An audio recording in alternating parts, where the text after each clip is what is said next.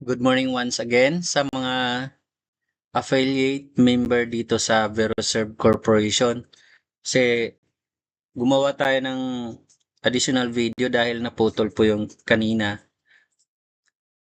So, paano nga ba mag-promote ng product? Okay, ito na po yung dashboard. Pagkatapos nyo pong mag-register sa affiliate program, dito po sa pinakababa ng website natin, merong affiliate login. Dito po kayo mag-login. Huwag po kayo mag-login doon sa taas kasi exclusive po yun sa taas para sa mga visitor ng website natin. Dito naman po exclusive for affiliates, mga agents po ng Veroserve Corporation. Affiliate login. So, pag login nyo po dyan, ito na po yung lalabas, yung ating dashboard. Okay. So, sa dashboard, mamonitor nyo po kung ilang tao na po yung nagbisita or nag-click doon sa pinopromote nyo na product. Okay. Affiliate links, ito, mahalaga po ito. Please take note na kung saan dito nyo natin makikita kung paano tayo mag-promote ng product. Actually, nakagawa na ako kanina dito ng video, kaya lang naputol yon. Nag-post po tayo. Akala ko na record, hindi pala. So, ang gagawin natin, punta tayo dito sa website ng Veroserve Corporation. Click nyo po yung machine and then merong lalabas. And then, dito, depende po sa inyo kung anong product yung ipopromote ninyo or ibibinta ninyo. Meron tayong 25D combined rice mill machine. Pag may mga kaibigan po kayo na gustong bumili ng malaking machine. Meron din tayong mist polisher. Meron tayong onion and garlic dryer. For your information po, para malaman nyo po yung product knowledge natin sa mga product, click nyo lang po yan. May mga description na po yan. Diyan mismo mapag-aralan nyo na po.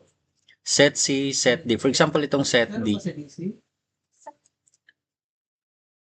Dito sa itaas, sa URL, copy-paste lang natin. Copy-paste. For example, itong set D yung ipopromote natin. And then, generate. Punta lang dito, copy-paste, and then, generate. So, itong na-generate na natin, copy lang din natin. And then, yun na po ang ipopost natin sa Facebook. Again, didimo ko naman dito. Yung kanina, ito. For example, na-copy-paste nyo na dito yung link. And then, maglagay lang kayo ng caption dito. Again, pinoprotektahan po natin yung dignity or ano ba yan, ng website natin. Dapat po, iwasan natin ang spamming na pagpo-post. Alright? Huwag basta-basta na palaging nag-copy-paste sa isang araw ilang link na ipopost natin. Kahit isa lang po, kinabukasan another product na naman po ipopost natin. Pero sa Messenger pwede naman po. Okay? Para iwas spamming. Okay, pagkatapos nyo po i-promote yan, next, and then post. For example, ito. Post ko po yan. Actually, pwede ko yan palitan ng picture. Ito. Para hindi siya, kasi logo ng Veroserve Corporation. Palitan lang natin siya ng picture ng product. Punta lang ako doon sa saves na mga dito sa mga machines. Sa mga machine, makikita dito, okay. Ayan, ito. Advice ko lang po pala, huwag po tayong mag-post ng mga product sa Facebook na nakalagay ang presyo. Bakit po? Dahil ang presyo po ay exclusive lang po yan sa kung mag-inquire na po si client at sa website natin.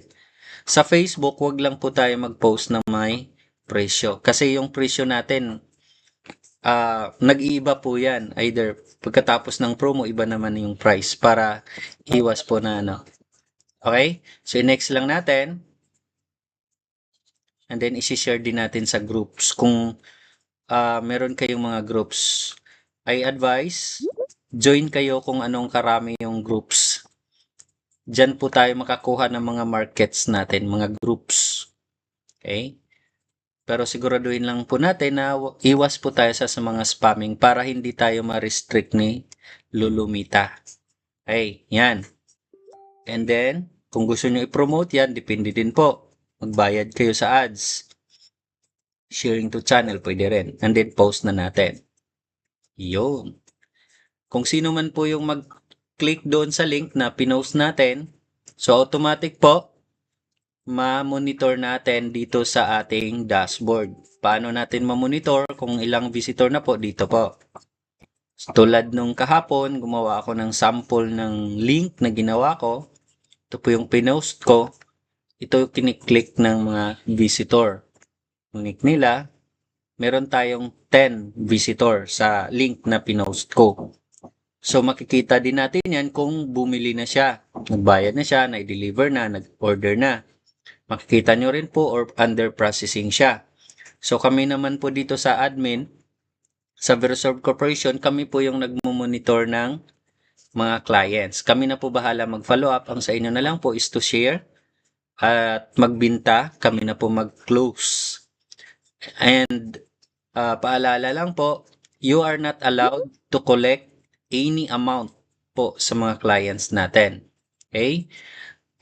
Kahit reservation fee man yan, down payment, bawal po tayo mag-collect ng mga down payment or reservation. Any amount po.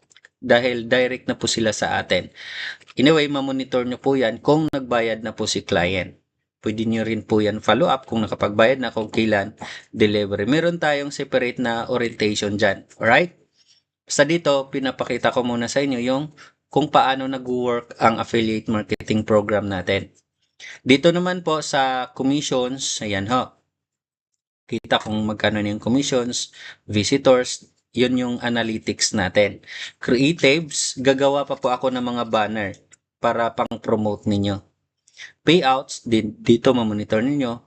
Paki-submit niyo na lang rin sa akin kung meron kayong GCash account, meron kayong bank account, i-submit na lang dito sa messenger ko.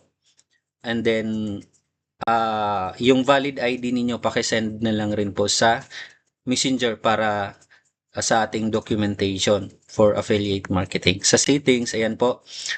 Don't forget to put your Facebook account link para ma-monitor namin yung kung saan nyo po pinopost at pinopromote yung product natin. Okay? And then, every time na pagkatapos kayong mag-open ng ating dashboard sa affiliate account, don't forget to log out. Okay? And then, save na po yan. Yun lang naman po. Kung marami pa po kayong mga katanungan about product knowledge natin, you can visit our website. Doon yun na po mismo malalaman kung paano, anong isasagot ninyo kung may mga inquiries kayo. Maraming salamat po.